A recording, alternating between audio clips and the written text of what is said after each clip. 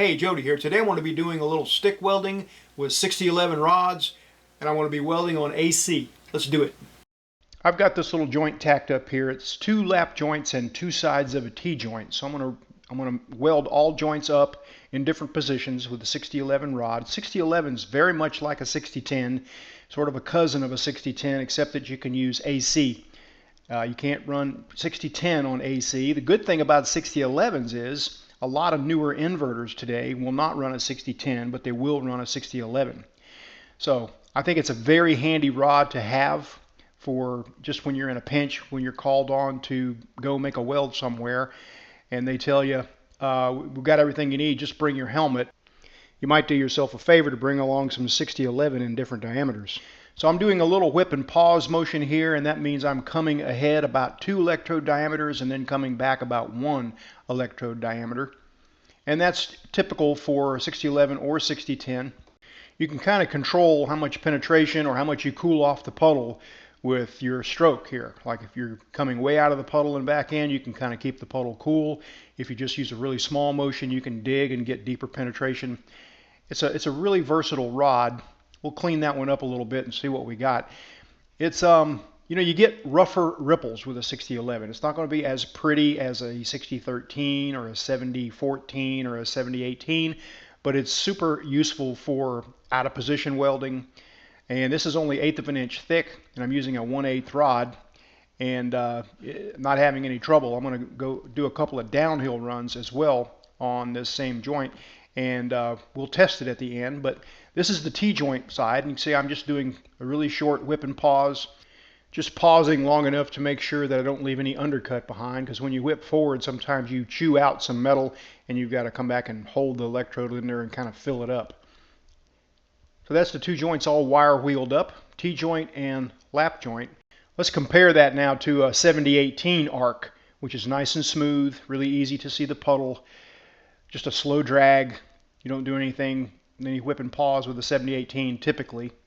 Just to get an idea, different rods for different applications. You know, this slag comes off much easier. Don't even really need much of a wire wheel on there. All right, I'm at 115 to 120 amps on AC. One of the reasons I like to use AC with a 6011 is you just avoid any potential arc blow issues. And arc blows when you weld long for a little while and that electrode starts burning off to one side. It sets up magnetic forces and it burns off unevenly, and you really got to cram it in there to keep from undercutting and everything. Well, on AC you don't get arc blow, and I just kind of like it because it runs the same from start to finish. You know, the rod starts off welding one way and it pretty much welds the same way all the way to the end of the rod. You notice some differences with like DCEP. When the rod heats up toward the end of the rod, it starts melting off a little differently. So this is the downhill run, keeping that angle kind of poked up in there. Push the slag back. That was the T-joint.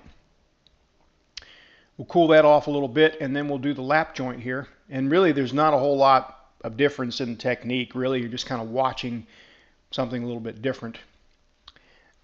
This is a stand that I want to give a thanks to Triangle Engineering for sending me a few years ago to help support these videos. It comes in really handy for stuff like this. Using the same rod angle, and really right here I'm just watching the left-hand side, the shoulder of that piece, just to make sure I fill it in enough and don't chew it off and leave a little chewed off area or undercut there. Other than that, not doing anything different than I was on the downhill run on the T-joint.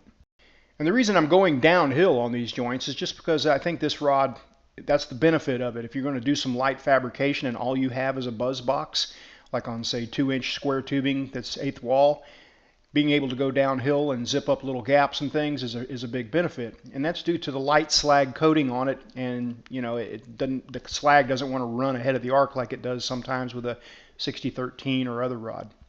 So quick test on these things. There's nothing like a test to see if you got penetration or not, especially when it's fresh on your mind. You just saw the puddle, and then you test and you kind of can correlate. Well, okay, that looked like it was really getting in there and it was, or that looked like it was getting in there and it wasn't. So here you have the downhill lap joint on the left-hand side there. You see that kind of a little bit of lack of fusion in the bottom, and the other two did much better.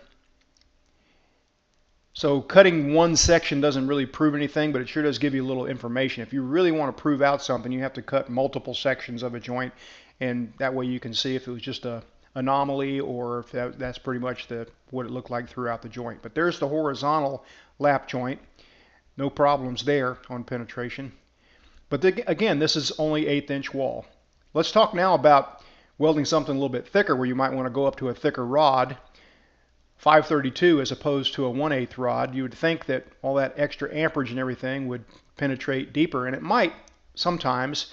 But here the 1/8 rod, you can see it kind of gets right down there in the root of the joint, whereas just the size of this rod keeps the core of the electrode, the metal part inside, it keeps it farther away from the root of the joint, and sometimes you don't get the penetration you think you're getting just because of the diameter of the rod.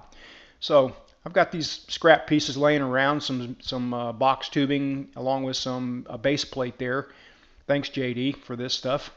But I'm doing this because it kind of reminds me of a job I did years ago for a friend building a metal rack in his machine shop when he was setting up shop in a new commercial building. He needed to get a metal rack built really quickly, and all that was on site in the building at the time was a AC buzz box, a box of 532 6011s, and a framing square, and not much else.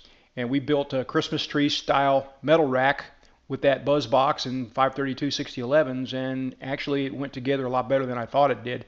It had some light rust and paint on it, and that's another good thing about 6011s. It's got such an aggressive arc that it will dig through any of that stuff. We didn't even have a grinder on the job. I was told, hey, just show up and weld it. We got everything you need, and that's a song and dance we've all heard before. Just show up with your welding helmet. Yeah, you probably should bring some rods and bring a grinder and whatever else to make life easy. So this might be the arc shot from that 1/8 earlier. I got them kind of mixed up, but they look the same. The 532, just a bigger puddle.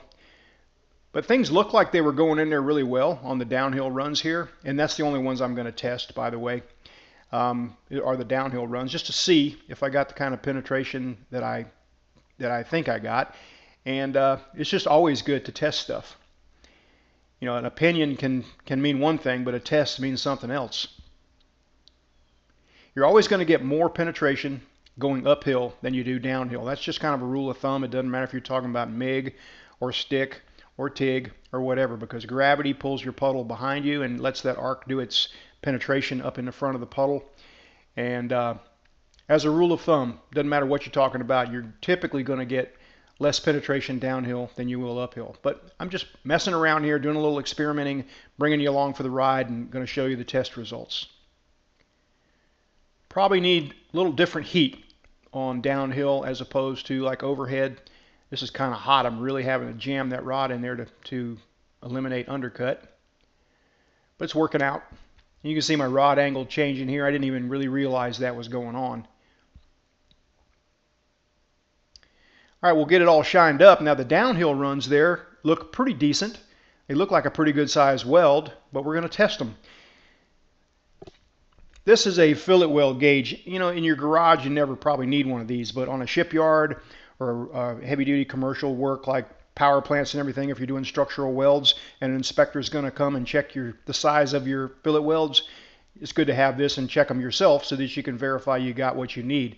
Now if this called for a 3/16 fillet, that met the leg size, but it's also got to meet the throat size. You can see that's a very concave weld there, a very concave fillet weld. The other side of the fillet gauge there checks the throat. We put that in there, and once I get it held straight, you can see that it's shy, quite a bit shy. Doesn't have anywhere close to the throat that a 3/16 fillet weld should have. You could just come across that thing with another downhill pass and fill in and get adequate size, but you know, typically on a coated work you wouldn't be going downhill anyway. You'd be using uphill and you'd be using a low hydrogen rod. But let's test it real quick, and this is an eye opener. The reason I say that is because there's just not a lot of thickness of that weld throat there. I mean, it's pretty skinny compared to the thickness of the base metal. Also got a little bit of lack of fusion in the root of the joint. That little straight line there indicates lack of fusion. The short little yellow line that I made there is what's called the actual throat. There's an effective throat, there's a theoretical throat, and then there's the actual throat. And the actual throat is the shortest distance between the weld root and the face of a fillet weld. So that 532 6011, because of the diameter of the flux and everything, was kind of having a hard time getting down into the root of that joint. Also, it just laid down a really thin weld, which might be okay for certain things, but I think the takeaway here is, there's limitations to everything, and downhill on 1/8 of an inch was fine using that 1/8 diameter 6011, but maybe it's not so fine here on thicker material. That's why I test things. All right, let me wrap this up here with a quick summary. The reasons I like 6011: it'll run on AC just as well as it does on DC. Sometimes you're thrown in a situation, all you got is an AC buzz box to make something happen with. 6011 is a great rod to make something happen with. I also like the fact that they're readily available at big box stores, Tractor Supply, auto supply stores, and you can get them all the way down into the 1/16 diameter, little tiny rods. Well, that's good for sheet metal, but it's also good for if you just need to make a really quick weld and you're popping a breaker because you don't have a good circuit to plug into. Sometimes that 1/16 rod will just get you by. I know my buddy JD carries 6011s with him when he goes in a plant. Sometimes instead of having to roll 50 or 100 foot of lead somewhere and only to make a 1/2 inch weld on a bracket on a conveyor belt or something that broke and is halting production, sometimes he just walks in there with his little 10-pound inverter stick welder, plugs in the wall, puts a small diameter 6011 in, makes a weld, unplugs, out of there. 6011s in different diameters give you options. Options are a good thing. I would appreciate it if you would visit my store at weldmonger.com. That's how I support these videos. Thanks for watching.